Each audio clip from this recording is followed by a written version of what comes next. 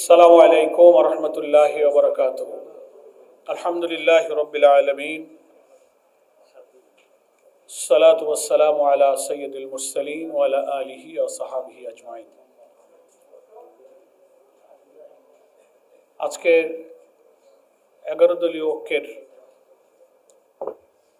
শীর্ষ নেতৃবৃন্দের 10টা থেকে শুরু হওয়া বৈঠক শেষে আয়োজিত আজকের এই প্রেস ব্রিফিংয়ে উপস্থিত সম্মানিত নেতৃবৃন্দ এবং আমার প্রিয় সাংবাদিক বন্ধুগণ এবং দেশবাসী, আমাদের 11 দলীয় ঐক্যের শীর্ষ নেতা বাংলাদেশ খেলাফত মজলিসের সম্মানিত আমির আল্লামা মামুনুল হক কর্মসূচি সংক্রান্ত মূল বিষয়গুলো আপনাদের সামনে ব্রিফ করেছেন। এখানে সব দলেরই নেতৃবৃন্দ উপস্থিত আছেন আলহামদুলিল্লাহ। প্রয়োজনীয় প্রশ্ন বা বিভিন্ন আলোচনায় ওনারা সকলে আশা করি অংশগ্রহণ করতে পারবেন। আজকে সংসদ অধিবেশন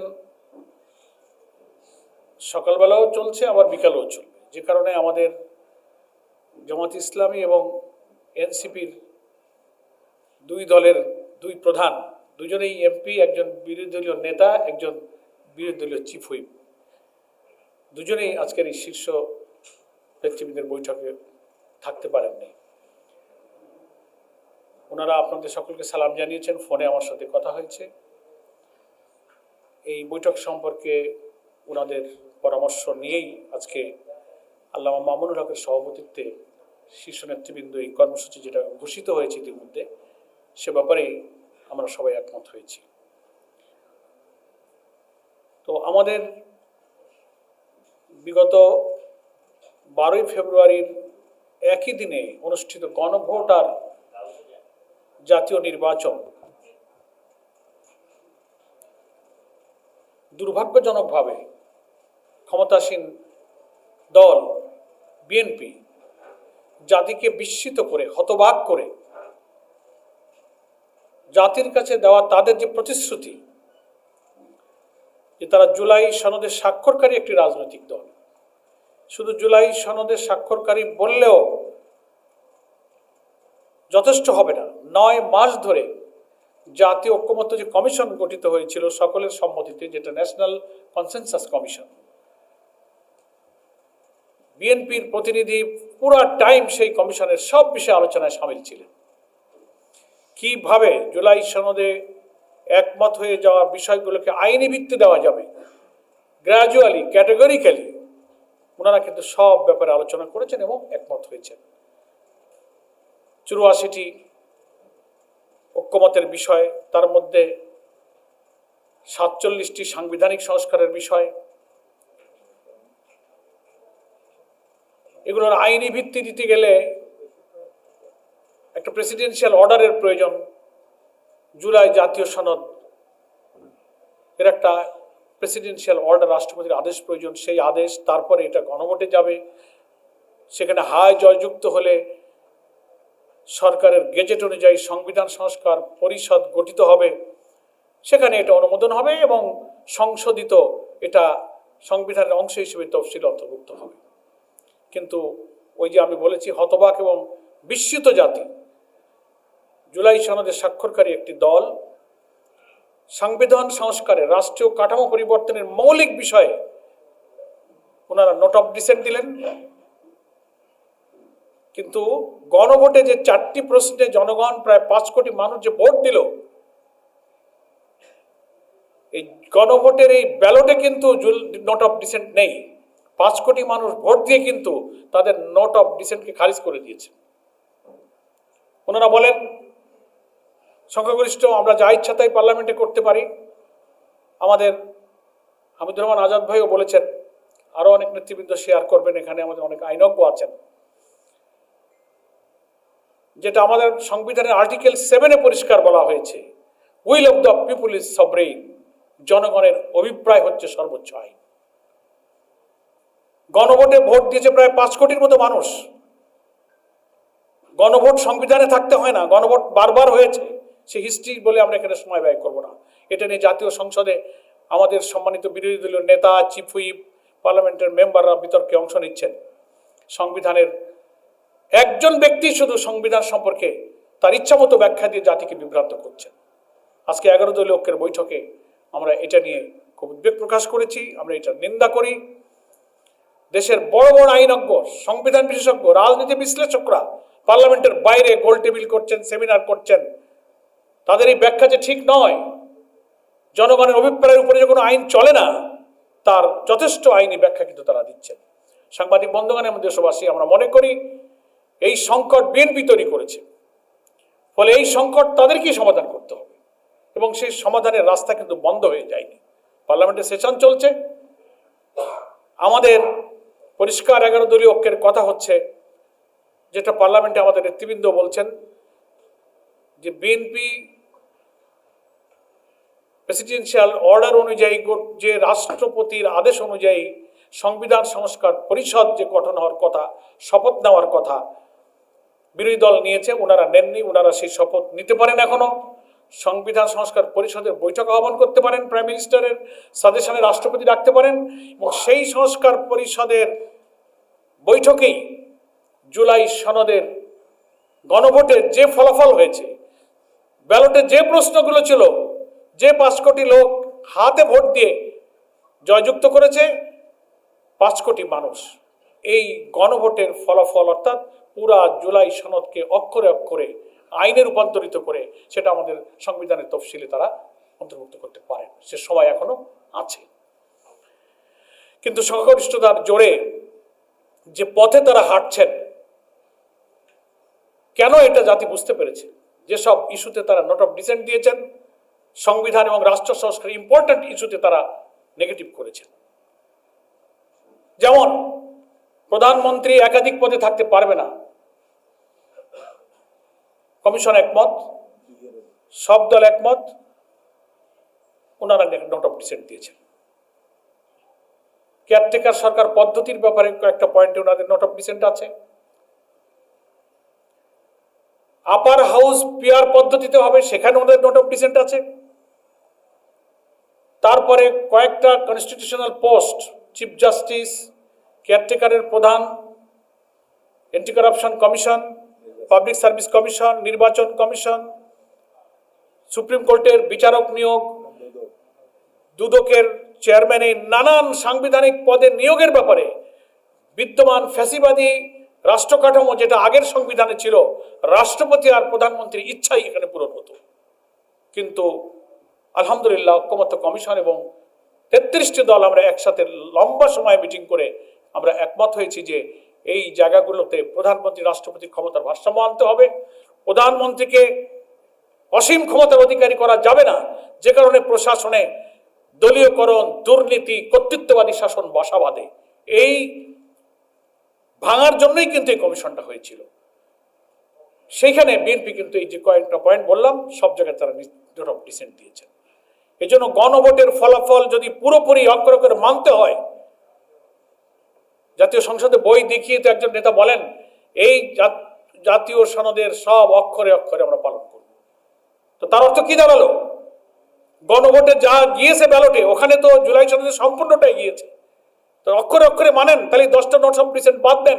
5 কোটি মানুষ ভোট দিয়ে আপনার নোট অফ ডিসেন্টকে কিন্তু খারিজ করে দিয়েছে, তা মানেন না। শুভঙ্করের ফাঁকি দিয়ে জনগণকে ভুল বুঝাচ্ছেন যে আমরা সব মানব। তো মানলে আপনি সংবিধান সংস্কার পরিষদের শপথ পড়েন, তার অধিবেশন ডাকতে বলুক প্রাইম মিনিস্টার, এবং এটি সংবিধান অন্তর্ভুক্ত হোক। এটার অর্থই হলো সবকিছু মানা। এটা ওনারা করবেন না। সেই জন্য আজকের এই সাংবাদিক সম্মেলনে আমাদের আল্লামা মামুনুল হক তিনি এই মিটিংয়ে সভাপতিত্ব করেছেন। আমরা এটা একমত হয়েছি যে এই সংকট বিএনপি তৈরি করেছে, এই সংকট বিএনপিকেই সমাধান করতে হবে। এবং আমরা মনে করি আমাদের বিরোধী দলীয় নেতা এবং বিরোধী দলের চিফ হুইপ পরিষ্কার করে বলেছেন, আমরা দায়িত্বশীল এবং গঠনমূলক বিরোধী দলের ভূমিকা পালন করে আমরা সরকারকে সহযোগিতা করতে চাই। যে সংকট পার্লামেন্টে সমাধান করা সম্ভব, যে বিতর্ক এখানে নিষ্পত্তি করা সম্ভব, সেটাকে যদি ওনারা রাজপথে ঠেলে দিতে চান, তো আমাদের তো উই হ্যাভ নো ওয়ে, আমাদের তো আর কোনো পথ থাকবে না। জনগণ আমাদেরকে রায় দিয়েছে, জুলাই সনদে গণভোটে তারা সম্মতি দিয়েছে, পার্লামেন্টে ভোট দিয়েছে। We are committed to the people, আমরা জনগণের কাছে প্রতিশ্রুতিবদ্ধ। আমরা যদি সরকারি দলের সংখ্যাগরিষ্ঠতার কাছে যদি জনরায় তুচ্ছ হয়, গৌণ হয়, উপেক্ষিত হয়, তাহলে আমাদের আর কোনো পথ নেই। আমাদের যে জনগণ রায় দিয়েছে, আমাদের সেই জনগণের কাছেই যেতে হবে। সেই কারণেই আজকে এই কর্মসূচি আমরা 4 তারিখে বিক্ষোভ করেছি কেন্দ্রীয় 11 দলের উদ্যোগে। আর এই কর্মসূচি শুনলেন আমাদের মহানগরীতে, জেলায় আমরা কর্মসূচি ছড়িয়ে দিচ্ছি। গ্রাজুয়ালি একটার পর একটা আমরা সারা দেশে গণভোটের রায় বাস্তবায়ন না হওয়া পর্যন্ত এই আন্দোলনকে আমরা গ্রামে গঞ্জে শহরে নগরে ইনশাল্লাহ আমরা ছড়িয়ে দেব। উই হ্যাভ নো অল্টারনেটিভ, আমাদের কোনো বিকল্প নেই। এই জন্য সরকারকে ঠান্ডা মাথায় চিন্তা করে, কেবলই সরকারের শুরু, 1 মাস কেবল গেল, এক্ষুনি যদি কর্তৃত্ববাদী শাসনের মতো সেই ফ্যাসিবাদী যুগের দিকে আপনারা আবার ধাবিত হন, সংগঠিতার জোর দেখান, দলীয়করণের মতো সবকিছু প্রধানমন্ত্রী রাষ্ট্রপতির ইচ্ছায় হবে, আমরা বলেছি না। সরকারি দল, অপোজিশন, জুডিশিয়ারি, বিশেষজ্ঞ লোকদেরকে নিয়ে এই সমস্ত কনস্টিটিউশনাল পোস্টে আমরা সেপারেট অ্যাপয়েন্টিং অথরিটি করব। ওনারা সেখানে নোট অফ ডিসেন্ট দিয়েছেন। তার অর্থই তো হলো কর্তৃত্ববাদী শাসনের দিকে যাওয়া, তার অর্থই তো হলো দুর্নীতির দিকে চলে যাওয়া। তো এর জন্যই তো আমরা সহস্রাধিক লোক জীবন দিয়েছে, 30-40 হাজার লোক আহত হয়ে রক্ত দিয়েছে, তারা কান্নাকাটি করছে। তো আমরা তো দেখছি তো যে তাহলে 1 মাস 1.5 মাস যে পারলো না, ফ্যাসিবাদের দিকেই কদম কদম তারা এগিয়ে চলেছেন। বিরোধী দলীয় নেতা আমাদের বলেছেন আমরা কদম কদম এগিয়ে চলাকে আমরা কদমে কদমে আমরা এটার প্রতিবাদ করব। জনগণকে নিয়ে আমরা জনগণের এই জুলাই সনদের পক্ষে যে রায় তারা গণভোটে দিয়েছে, এটা বাস্তবায়নের জন্য জনগণকে সাথে নিয়ে আমরা আন্দোলন করবো ইনশাআল্লাহ। কিন্তু আমরা দুঃখিত, বিএনপি মহাসচিব হুমকি দিচ্ছেন, স্বরাষ্ট্রমন্ত্রী বলছেন রাজপন্থের আন্দোলনকে তারা দমন করবেন, এটা আর হবে না, ওইটা হবে না। এ সব ভাষাই হচ্ছে আওয়ামী লীগের ভাষা, এটা ফ্যাসিবাদের ভাষায় তারা এখন আবার কথা বলছেন। চেঞ্জটা কি হলো? আপনি গণতান্ত্রিক, নিয়মতান্ত্রিক, দায়িত্বশীল বিরোধী দলকে ভূমিকা পালন করতে দিবেন না। পার্লামেন্টে একটা মুলতবি প্রস্তাব আনা হল, আপনি টকড আউট করে দিলেন।